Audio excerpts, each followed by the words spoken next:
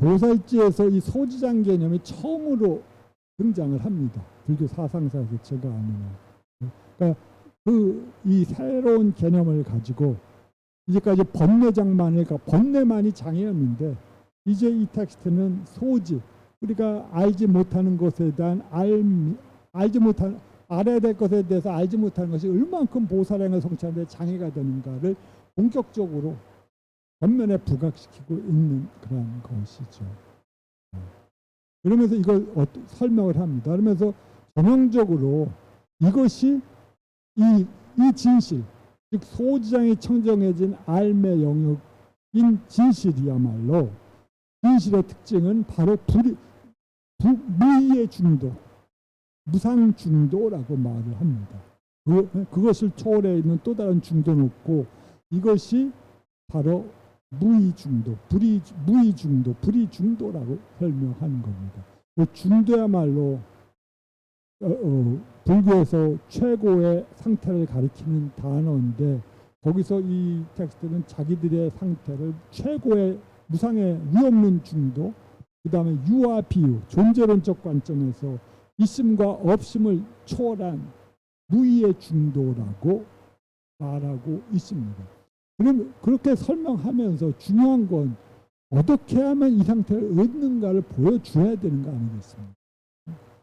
그러면서 이 텍스트는 이러한 비전, 그야말로 들어도 멋있게 보이는 이러한 상태가 어떤 건지를 설명하려고 합니다. 이 네 번째 의미에서 소지장이 청정해진 지라고 하는 것을 이것을 반야경에서는 일체법은 고유한 본성을 갖고 있지 않은 걸로 마치 화나와 같다라고 주로 반복해서 말하고 있습니다. 금강경 말씀드렸듯이 일체법 여몽환, 환이 마야거든요. 일체법은 꿈과 같고 마야와 같고 물거품과 같고 그림자 영상과 같다. 여로의 여전, 그리고 아침 이슬과 같고 번개불과 같다. 모든 법의 존재론적 상태는 그러한 고유한 어떤 성질도 아니고 제2차적인 것에, 2차적인 어떤 그 존재 형태를 가진 것에 지나지 않는다고 반야경과 같은 텍스트는 매우 어려운 말로서 설명을 하는데, 즉 인무화설에서 실제한다고 간주된 이 오온들, 색수상인식의 오온이라든가 또 다른 현상적인 구성 요소인 법들은 실은 궁극적인 존재성을 갖고 있지 않다고 주장하는 겁니다. 이건 하여튼 어떨 때는 이러한 이 허무주의적 해석에 반대해서 이 시각파는 새로운 법마설을 가지고 무의 중도가 무엇인지를, 그리고 그 상태가 무엇인지를 보여주려고 시도하고 있습니다.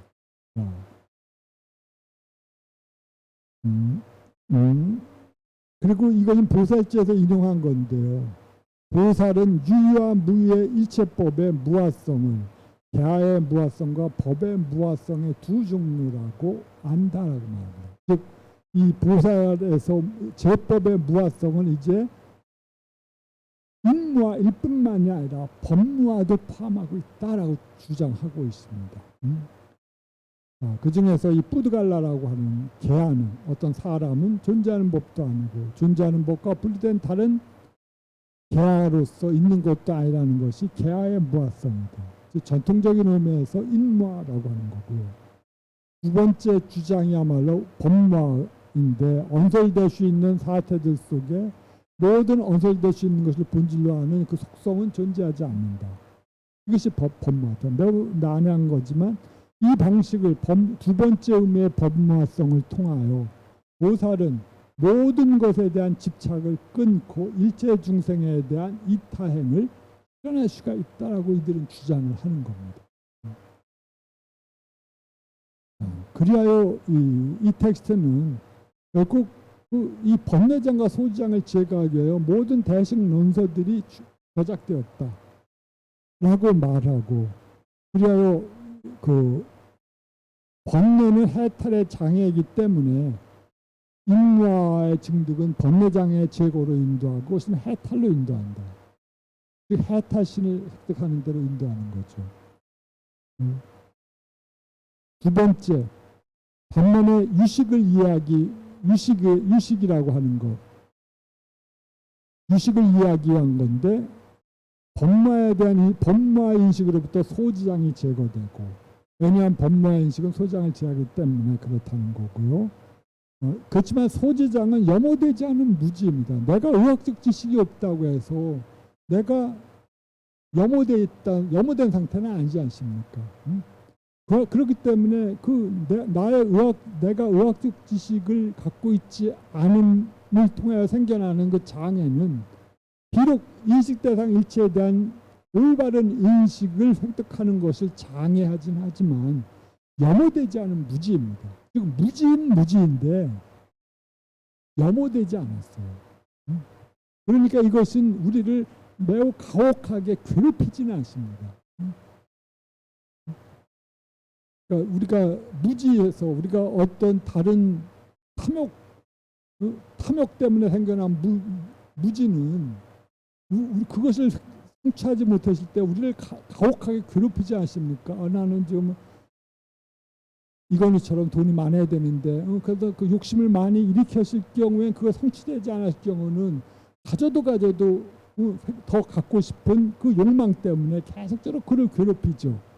그렇지만 내가 의학 지식이 없다고 하더라도 그 의학적 지식의 부재는 단지 무지이긴 하지만 나를 염호시키는 무지는 아닙니다. 즉 나를 욕망의 세계로 이끌어가는 무지는 아니에요. 다만 이러한 염호되지 않은 무지조차도 제거되었을 때, 즉 보살의 그 엄경의 입법계품에서처럼 모든 방식으로 선지식을 만나서 자기의 알물, 다양한 학문 영역에다 알물 성취해 나갔을 때, 그때 모든 형태의 인식 대상에 대한 무장무예한 알미 생겨나기 때문에 일체지의 상태를 얻게 된다. 즉 붓다의 상태를 얻게 된다고 말을 하는 겁니다. 따라서 법모하는 소지장의 제거를 이끌고 그것은 일체의 지성으로 인도한다. 일체의 지성은 즉 법신의 증득이기 때문에 우리들은 붓다의 상태를, 퍼펙트한 붓다의 상태를 도달할 수 있다고 우리 대식 논서들은 일치단결하여 말을 하고 있습니다.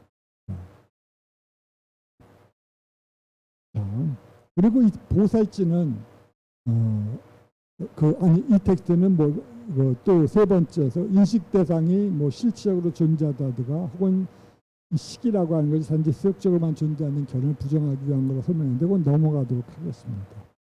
이제 3번에서부터 다시 보살지로 들어오는데요. 이와 같이 이 보살의 수행 목적은 바로 이 붓다가 성취한 무의중도를 체험하기, 따라서 함께 체험하기 위한 겁니다. 무의중도, 즉 유와 무가 아닌 그런 중도입니다. 그리고 이것이야말로 무상중도를 진득하기 위함이라고 말하고 있습니다. 여기서 보살의 지혜는 무상보를 얻기 위한 보살의 매우 능숙한 방편이라고 말을 합니다. 그러니까 이 지혜와 방편을 이 사람들 이태기여도 일치시키고 있습니다.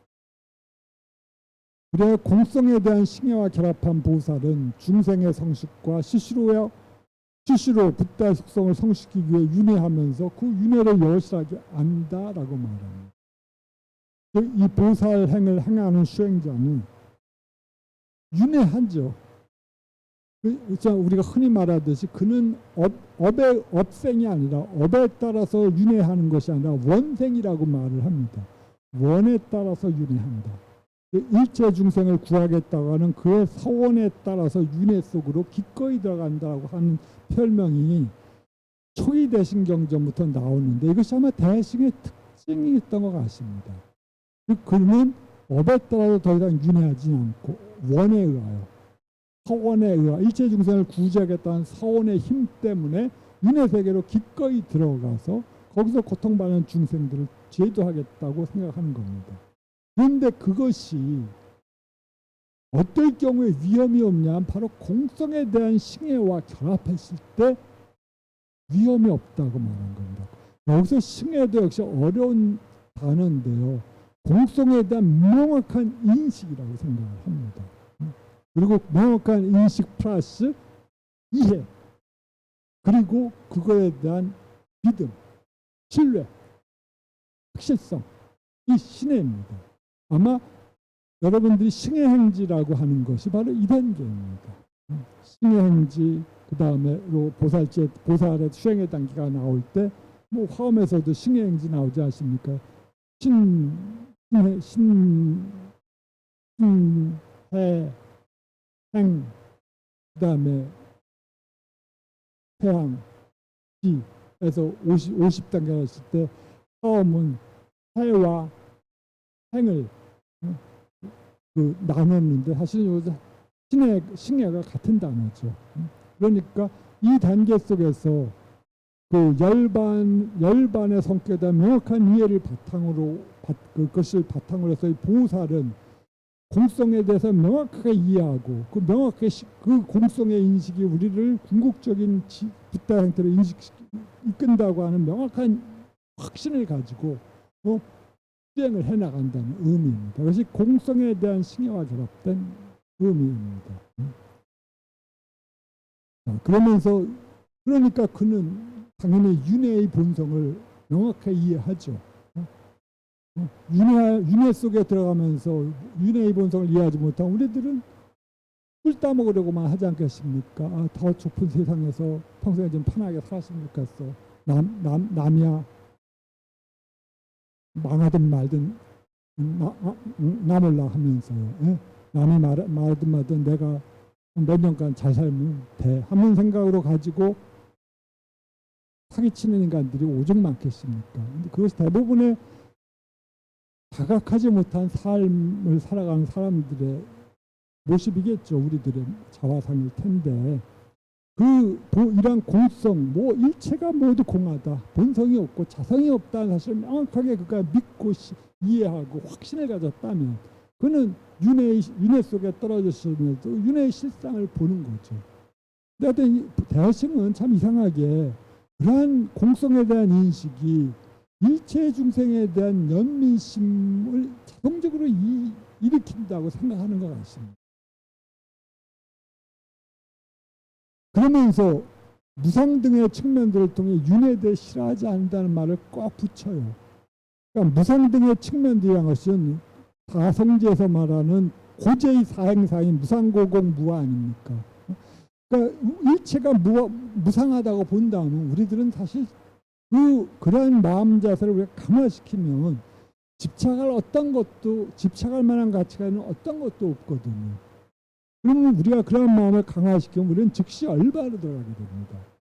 그런데 그러지 말라라고 가르치는 거예요. 네가 그러한 마음을 강화시키면 너는 즉시 얼바로 들어가게 되는데 그럼 너는 자신을 성숙시키지도 못하고 타인들을 성숙시키고 좋은 기회도 갖지 못한다. 그러니까 너는 윤회 속에 빠져서 윤회를 싫어하지 말라. 윤회의 고통을 기꺼이 받아들이면서 살아가라 라고 말을 하는 겁니다. 그런데 말은 쉽지 얼만큼 어렵겠습니까?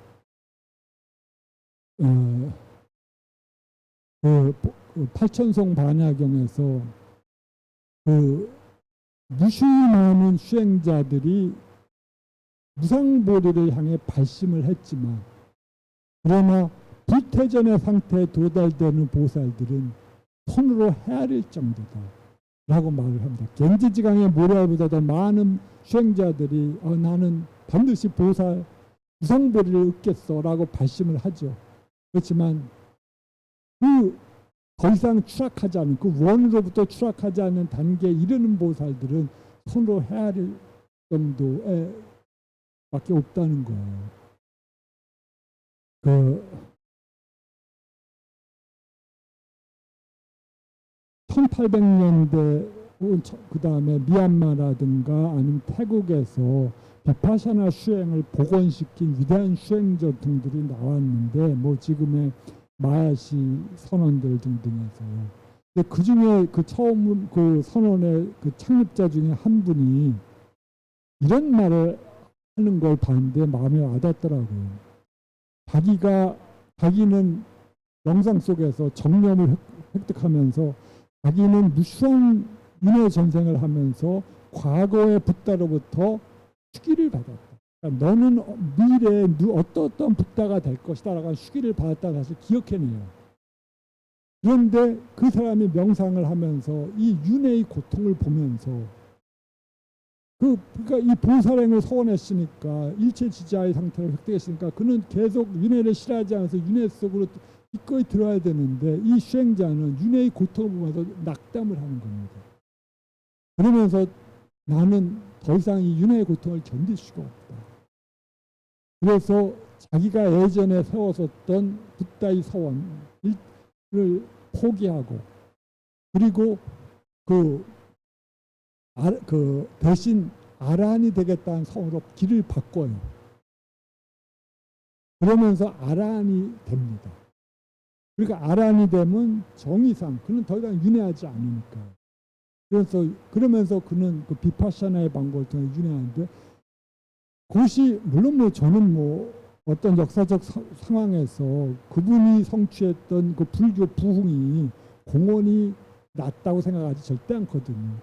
모든 위대한 보살들보다 그 공헌이 부족하지 않다고 생각하는데 다만 그분이 그 자서전이라든가 수행도 지침 속에서 그 고통을 보면서 낙담하고 그리고 더 이상 용기를 잃고 그래 나는 아란도를 성취해서 열반으로 들어가겠다는 마음으로 바꾸는 상태를 기술했는데 그러한 상태가 바로 보살 사상을 설하는 대승문헌들이 한결같이 비난하는 점이거든요. 너는 이 윤회의 고통에 대해 두려워하지 말라. 너는 윤회의 무수한 고통에 대해서 낙담하지 말고 기꺼이 받아들여라 하는 걸 우리가 계속 격려를 해주려고 해요.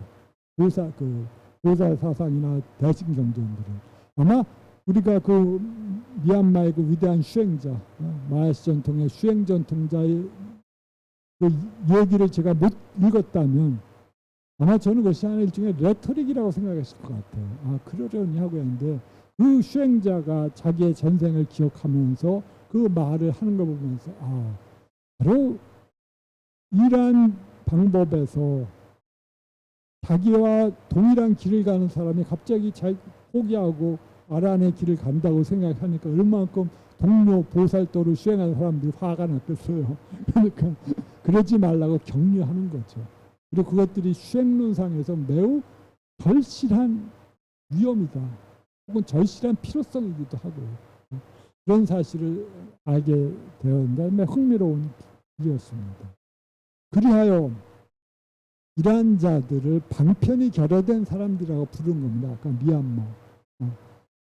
그러니까 만약 우리가 윤회를 여실하게 알지 못한다면 그는 탐진치 등의 번뇌로부터 마음을 평정하게 가질 수 없을 것이고 평정하지 못하고 마음이 연호된 채 윤회할 것이다. 마음이 연호된 채 윤회하는 그는 당연히 붓다의 속성을 성숙시키지도 못하고 스스로를 위해서 그리고 타인들을 위해서 그들을 성숙시키지도 못하겠죠. 또한 만일 그가 무상 등을 마음에서 강력하게 개발시켜버린다면 그는 당연히 윤회를 두려워하게 될 겁니다. 그렇다면 그는 신속하게 열반에 들어가려고 시도할 겁니다. 미얀마의 위대한 마야시 수행자처럼. 그렇지만 신속하게 열반에 들어가고자 하는 보살은 붓다의 속성뿐 아니라 중생들을 성숙시킬 기회도 갖지 못할 텐데 하물며 어떻게 완전한 깨달음에 이를 수가 있겠는가 라고 하는 겁니다. 그러니까 용기를 내고 보살행에 머물라 라고 강력하게 그것이야말로 방편이다 라고 말하는 겁니다. 따라서 공성에 대한 싱해와 결합한 보살은 열반을 두려워하지 않을 뿐 아니라 열반을 갈구하지도 않는다. 빨리 실현시키고자 하지 않다.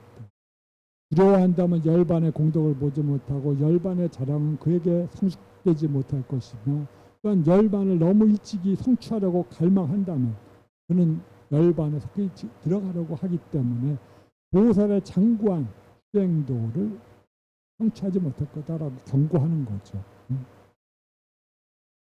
이러한 방식으로 수행을 하는 겁니다. 그리고 이러한 방법을 그 다음에 어떻게 하면 이렇게 공성에 대한 싱해와 결합하는가를 바로 보살은 오래전부터 이해한 법무와의 알매에 의해서 모든 법들이 바로 불가언설의 본질을 갖고 있으며 이연자성을 갖고 있음을 여실하게 안 후에 단지 내가 보고 증득한 것 단지 어떤 사태일 뿐, 내가 보고 듣고 한 것은 오직 진여일 뿐이라고 파악하는 걸 제외하고는 어떤 종류의 분별도 일으키지 않는다고 하는 겁니다. 즉 수행도에서 그는 자기가 보는 것들이 어떤 사태이다. 그리고 이러한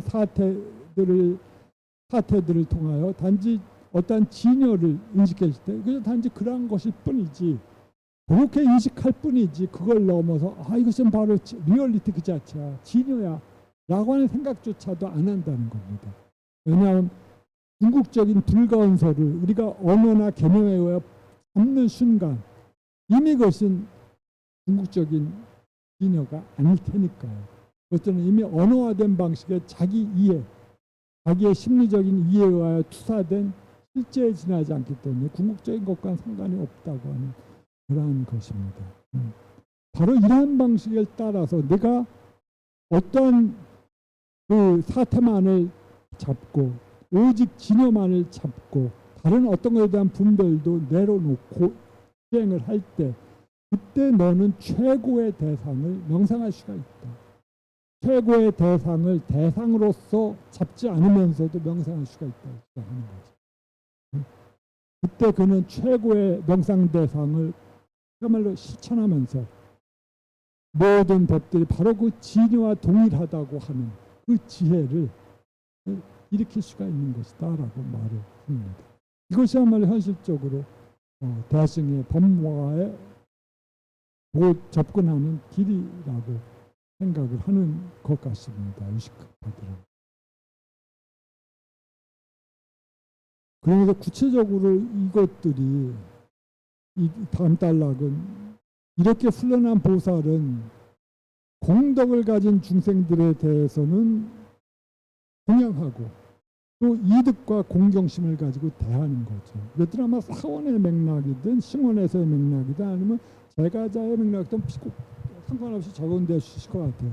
덕이 많은 사람들에 대해서는 기꺼이 공양하고 또 이득과 존경의 마음을 갖고 그들에게 대하고, 반면 자기에게 해를 입힌 자들에 대해서는 어떻게 되냐, 그들 자신의 의향과 행동의 과실로 인한 증오의 마음을 제거하게 하기 위하여 그리고 도움을 입은 중생들에 대해서 은혜를 하기, 해를 입힌 중생들에 대해서는 연민심을 갖고 대한다고 하는 겁니다. 우리가 논어를 보면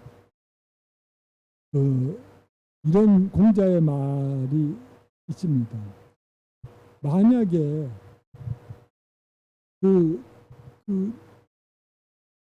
너를 해치거나 올바르지 않은 인간들에게 네가 자애를 베푼다면 올바른 인간들과 그 다음에 긍정적으로 사회에 기여한 사람들은 너는 뭘 갖고 베풀 것이냐. 따라서 올바르게 행동한 자들에게는 보답을, 그리고 올바르지 않게 행동할 자들에게는 처벌을 해야 된다. 그것이 옳은 고든 태도다라고 말을 해요. 공자가 사회에 정법을 세우기 위해서 사회에서 올바름을 사회적 규범으로서 확립하기 위해서 그것이 낫다고 생각하는 건데, 이런 것도 사회적 기준으로서는 그건데, 여기서 보살지가 말하거나 불교가 말하고자 하는 것은 우리들의 마음을 컬티베이션하는 거거든요. 궁극적인 붓다의 마음으로 변화시키려고 하는 거니까 그 평등한 마음을 가져야 되니까 그 덕을 가진 중생들에서는 더 많이 그들에게 공경을 하고 존경을 표하고, 자기에게 해를 끼친 중생들에서는 연민심을 갖고 대하는 거죠. 또 도움을 받은 중생들에서는 자기가 받은 것보다 더 많은 걸 주려고 하는 태도를 가지고 대하고, 과실을 가진 중생들에서는 최고의 연민심을 갖고 불쌍하다, 삶의 올바른 방식을 알지 못했으니까 그럼 저렇게 못나게 행동하는구나 라고 생각해서 연민심을 가지고 대하여야 한다라고 생각하는 거예요. 그러니까 공자나 그 육아의 방식과는 매우 다른 것 같습니다. 그 점이 불교의 특징이기도 하고 또 불교의 장점이기도 하고 사회적인 의미에서 보면 약점이기도 할 겁니다. 그렇지만 우리 마음을 그야말로 연민심과 지혜를 가지고 개발하기 위해서는 이러한 방법이야말로 그리고 평등한 마음을 갖기 위해서 이러한 마음이야말로 가장 필요한 거겠죠. 그렇지만 이러한 마음을 개발하는 할 경우 사회적인 보답이 무엇일까? 아마 없을 것 같습니다. 비난만 받겠죠. 그렇지만 사실은 그럴 때 그렇지만 이러한 사람들이 산 속에 있을 때 그는 위대한 모델로 되겠죠. 누구나 느끼지 않겠습니까? 그런 사람들이 위대하다는 거. 네.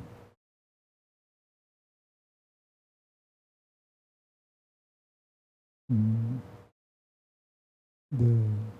요 것만 간단하게 하고 가죠. 여러분들이 그 수업 시간에 나오건 다른 시간에 많이 나왔을 텐데 우리가 아까 말씀드렸지만 공성에 대한 올바른 승회를 해야 된다.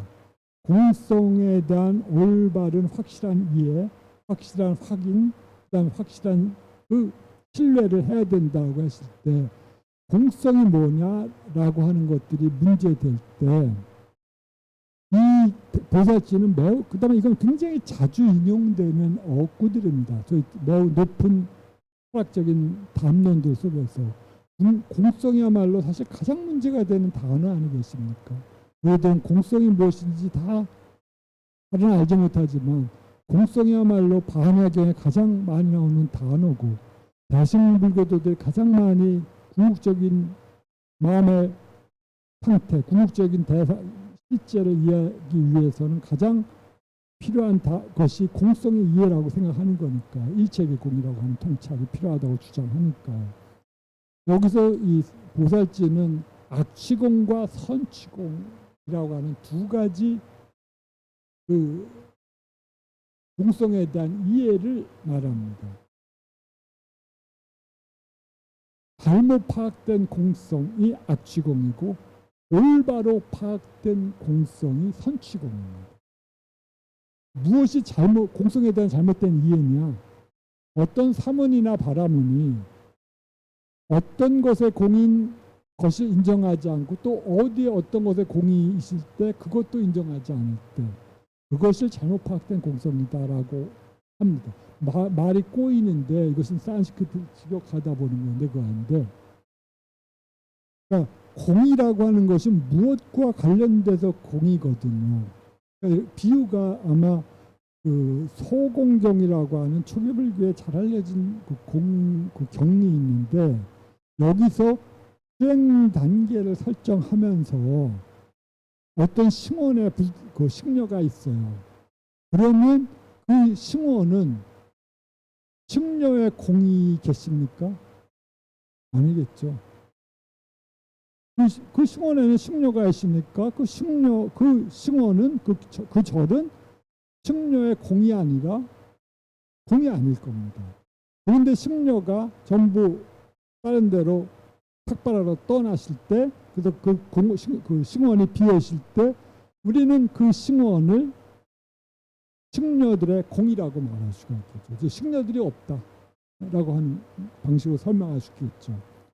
그러한 방식으로 이 소공경은 명상의 차례 속에서 우리가 초선, 2선, 3선, 4선 그다음 올라가면서 돼서 어떤 하위 단계에서는 어떤 것들이 비존재할 때 그것들을 공이라고 부르거든요.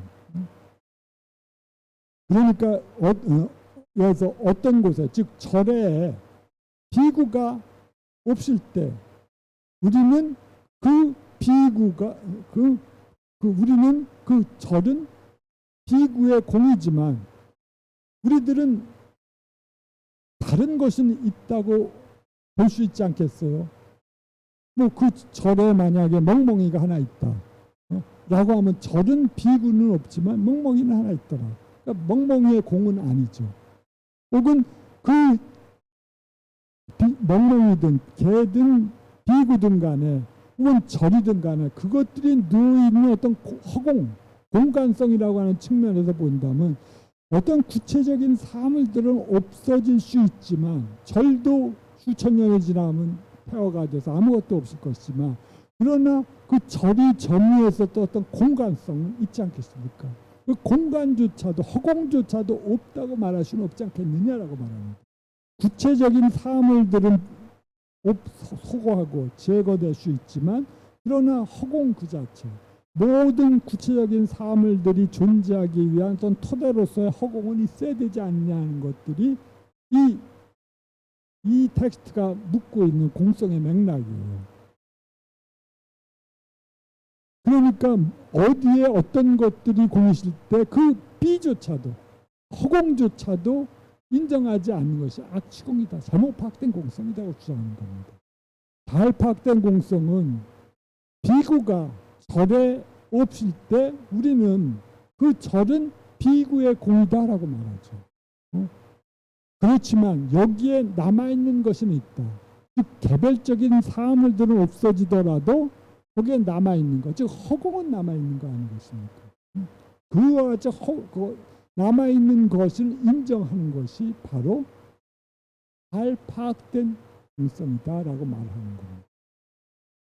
약간 추상적인 것이지만 이 텍스트가 육아행파와 열애장 한 면에서는 그리고 중간학파의 이해와 다른 점을 보여주기 때문에 중간학파는 바로 잘못 파악된 공성이라고 보는 거죠. 모든 것이 일체계공이라고 부정해 버리거든요.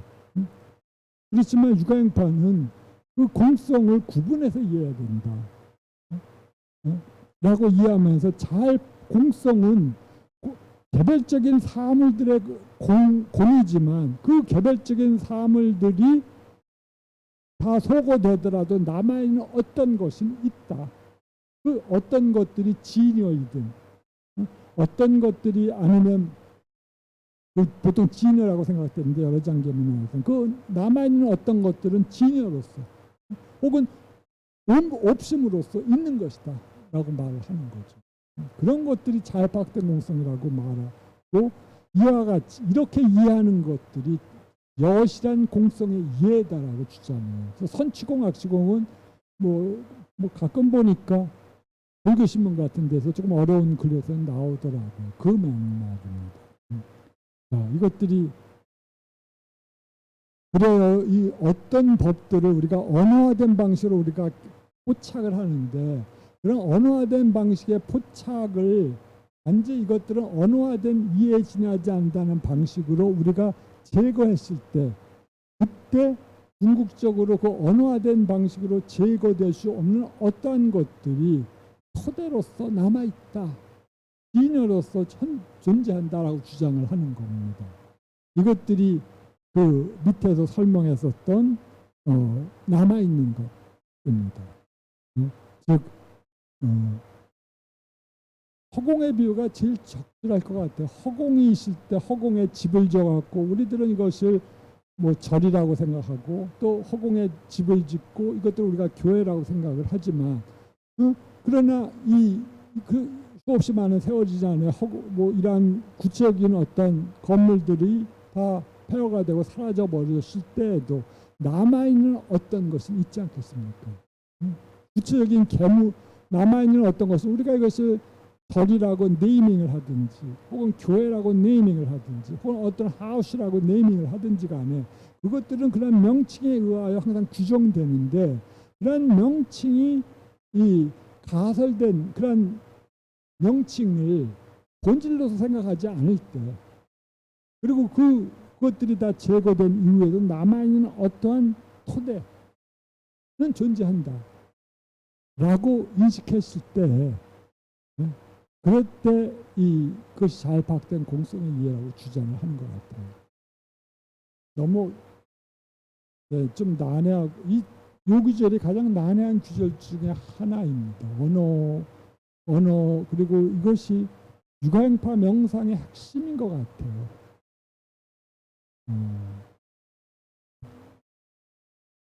이러한 언어 우리의 모든 인식이 언어화된 인식에 지나지 않는다는 사실을 그야말로 이러한 분석적 방법을 통해서 깨닫는 것도 유가영파의 명상인 것처럼 마찬가지로 선불교에 있어서의 명상도 그와 비슷하다고 하더라고요.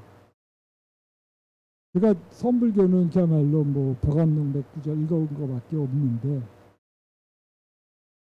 한국에서 우연히 법문을 듣다 보니까 2000년대 초에 도원 스님이라고 하는 선사가 이런 말을 했는데 매우 저에게는 인스피레이션이 와 닿더라고요. 선이라고 하는 것은 바로 그 원설의 허위성을 깨닫게 하기 위함이야. 라는 말씀을 하더라고요.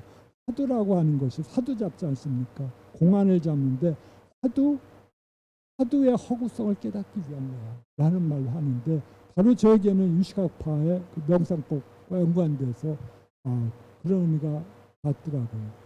뭐 개불성이 없다고 할 때 무자 화두 같은 것들은 그 화두가 얼만큼 그 허구적인 것이냐를 깨닫게 하는 거예요. 모든 것이 언어 구성된 것에 지나지 않은 사실을 철두철미 모든 측면에서 깨달을 때 화두를 타파한다고 그 부분은 설명하는데 바로 유가영파의 이 자유파악된 공성의 방식이 혹은 그 공성의 방식이 바로 모든 것이 언어 구성된 것임을 깨닫는 거거든요.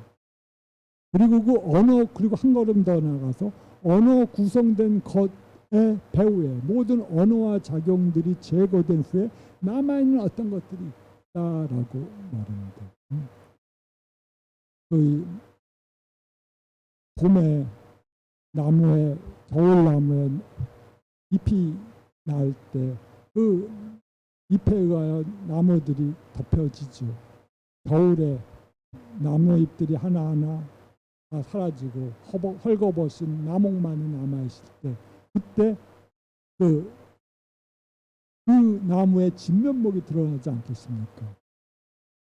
운문선사가 그때 금풍이 불 때 가을바람이 불 때 모든 낙엽이 떨어지고 그때 나무의 본체가 드러난다라고 말을 했거든요. 자기의 상태를 그러니까 모든 현상적인 모든 이미지가 탈락된 이후에 그때 본래 면목들이 내 참나만사 혹은 진요에 있는 그들의 모습들이 그 모습을 드러낸다라는 말로서 그 벽암록의 27성 17인가 27을 유명한 금풍의 비유를 가지고 했는데 바로 저는 그런 맥락입니다.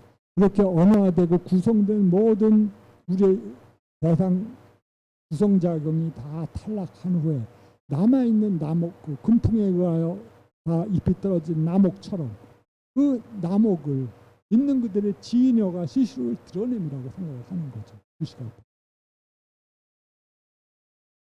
네, 그러한 것들이 뭐